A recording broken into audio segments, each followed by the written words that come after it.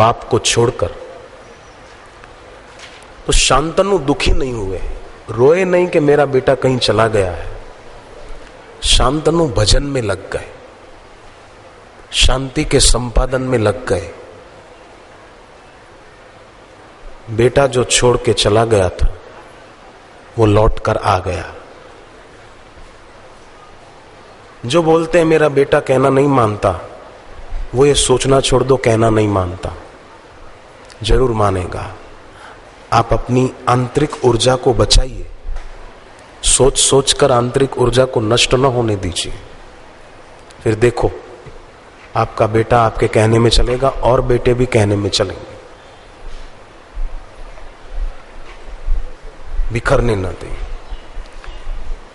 भीतर श्रद्धा और भक्ति के फूल न खिलें तो बाहर कितने ही मधुमास आएं और आकर चले जाएं, क्या होगा? भीतर गुरु चरणों के ध्यान की सुगंध न हो तो बाहर की परफ्यूम की सुगंध कब तक साथ देगी? क्यों रोज लगानी पड़ती है? लगाने वालों को लगाएं, मेरा कोई विरोध नहीं है। मैं कोई ये नहीं कहना चाहता कि वो नहीं लगाना चाहिए, लगाओ।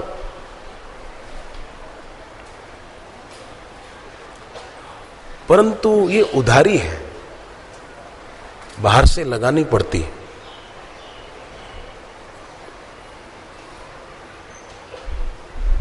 भीतर से सुवास उठे गुरु चरणों के ध्यान की, गुरु भक्ति की, गुरु के निकट बैठे हों उसकी सुगंध उठे। उसके लिए गुरु का सतुपदेश। एक आदमी था, उसको सर्दी जुकाम की तकलीफ हो गई।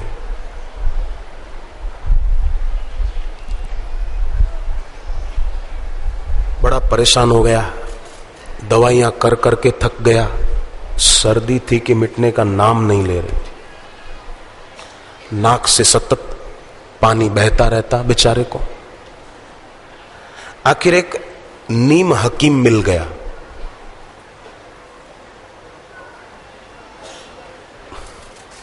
ऊंट वैद्य भी कह सकते हैं, वो मिल गया।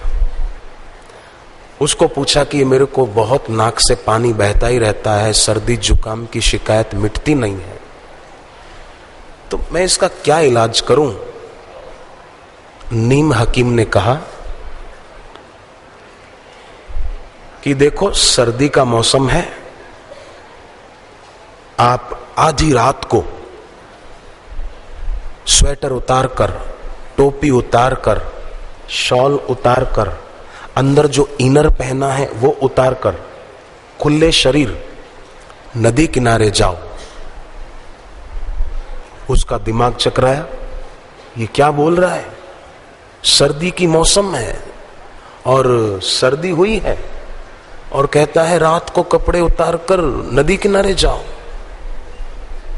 फिर बोले फिर नदी के ठंडे ठंडे पानी में आधी रात को स्नान करो। वो बोला इरादा मारने का लगता है इसका। अच्छा स्नान करूं? फिर बोले इससे आपको डबल निमोनिया हो जाएगा और निमोनिया का इलाज मैं जानता हूं। ले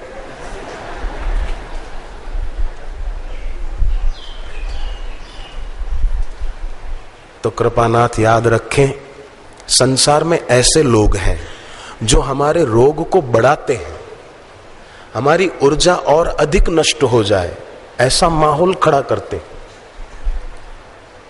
पर एक सद्गुरु ऐसे हैं जो हमारा रोग मिटाते हैं। इसलिए रामचरितमानस में कहा, सद्गुरु वैद्य वचन विश्वासा। गुरु एक ऐसे कुशल वैद्य हैं जो रोग मिटा देते।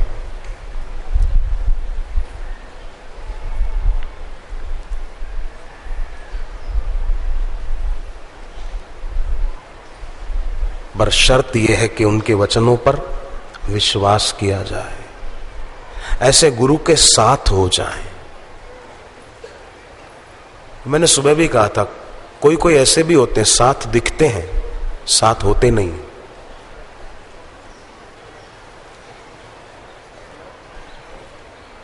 लगेगा दीक्षा ली है पर गुरु का वर्ण किया नहीं है।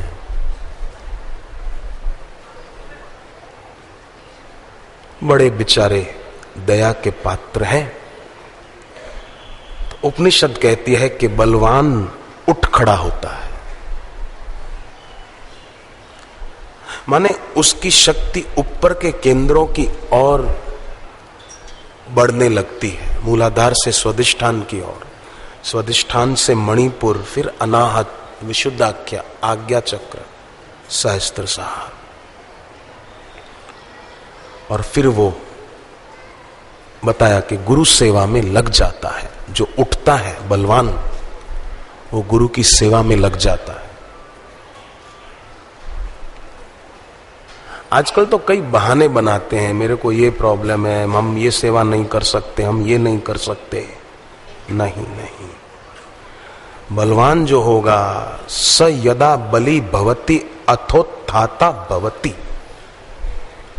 जैसे दिया जलाया, ज्योति उठी आकाश की ओर, ऐसे वो उठता है ऊंचा। पानी की तरह नीचाइयों की ओर बहता हुआ खड्डे नहीं खोजता, दिए की ज्योति की तरह आकाश की ओर उठता है। उसकी ऊर्जा ऊपर की ओर उठने लगती है। और फिर क्या होगा कि उत्तिष्ठ न परिचारिता भवति, वो सेवा करता है और गुरु के सानिध्य में बैठने का अधिकारी हो जाता है।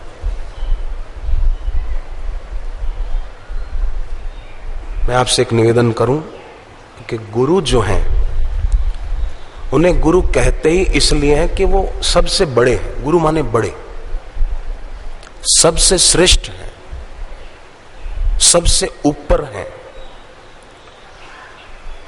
तो जो सबसे ऊपर हैं, सबसे श्रेष्ठ हैं, सबसे ऊंचे हैं, उनसे मिलन उसी शिष्य का हो सकता है जो खुद भी ऊंचा उठ रहा है। कम से कम दिशा की समानता तो हो। कैसे निकट बैठ पाएगा शिष्य? गुरु ऊपर और शिष्य अगर नीचा जीवन जी रहा है, राग में, द्वेष में, जेलसी में, ईर्ष्या में मरा जा रहा है, बिना आग के लगा रखी है जेलसी की आग कि ये गुरु जी के निकट न हो जाए, ये गुरु के निकट न हो जाए, हम रह न जाएं। रह ही जाएगा प्यारे, दूसरों को आगे कर। ये दिए की तरह ऊपर उठना है। गुरु ऊपर है और हमारी यात्रा नीचे की है जीवन काल में, तो संभव ही नहीं है गुरु के निकट बैठ पाए। तो दिशा की समानता हो, कुछ तो समानता हो, तो ही संभव हो पाएगा। खुद नीचे की तरफ बहते जाएं तो संभव नहीं हो पाएगा। इसलिए उपनिषद कहती है उत्तिष्ठ न परिचारिता भवति, उठे।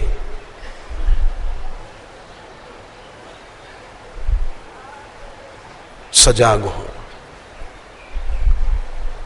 वही सेवा कर पाएगा। एक तो सेवा होती है समाज में दीन दुखियों की सेवा, गरीबों की सेवा। कोई डॉक्टर है तो गरीबों का फ्री में इलाज कर दिया, सबसे लूटने का ही इरादा न रखा। वो डॉक्टर देवता आदमी है।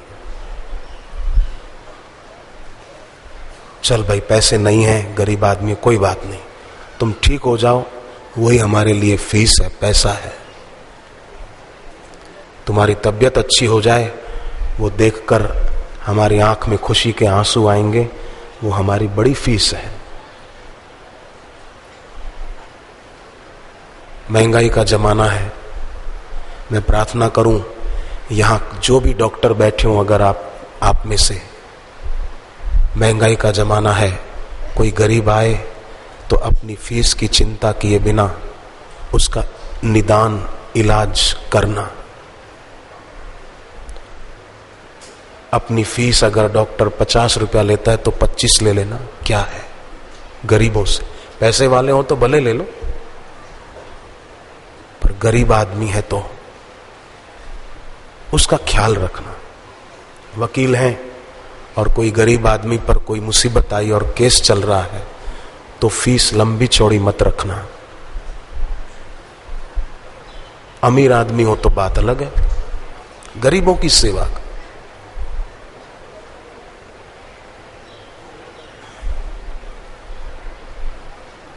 तो एक होती है समाज में सेवा, अन्न क्षेत्र चला दिया, कहीं भूखे लोगों को रोटी खिलाने की व्यवस्था कर दी, ये सामाजिक सेवा है। और एक होती है गुरु की सेवा, वो एक धार्मिक घटना है। समाज के लोगों की, दीन दुखियों की सेवा वो सामाजिक घटना है, और गुरु की सेवा सामाजिक घटना नहीं है, वो आध्यात्मिक घटना है, धार्मिक घटना है, वो और ऊंचाइयों पर ले जाएगी। इसलिए श्री कृष्ण भगवान भी गुरु की सेवा करते थे।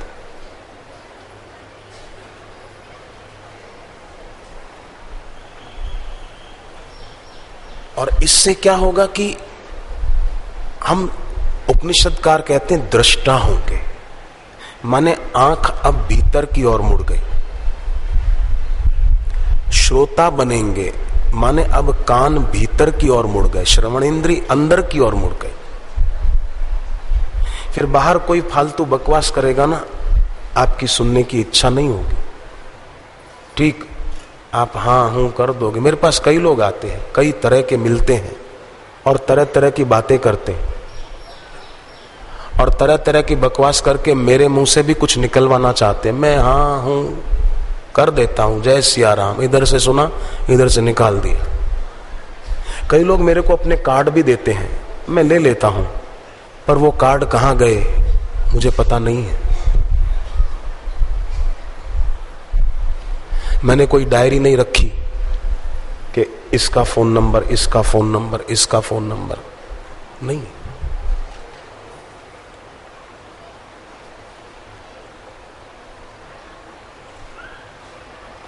वैसे ही जगत की सत्यता भरी हुई और भी दुनियादारी की बातें दिमाग में क्या भरना। हरिओम तत्सत, बाकी सब गपसप, क्या फायदा होगा। तो श्रोता वह है जिसके श्रवण भीतर की ओर मुड़ गए, जो अब बाहर कुछ सुनने में रस नहीं लेता है। श्रोता केवल वो नहीं है कि बस बैठे गुरुजी ने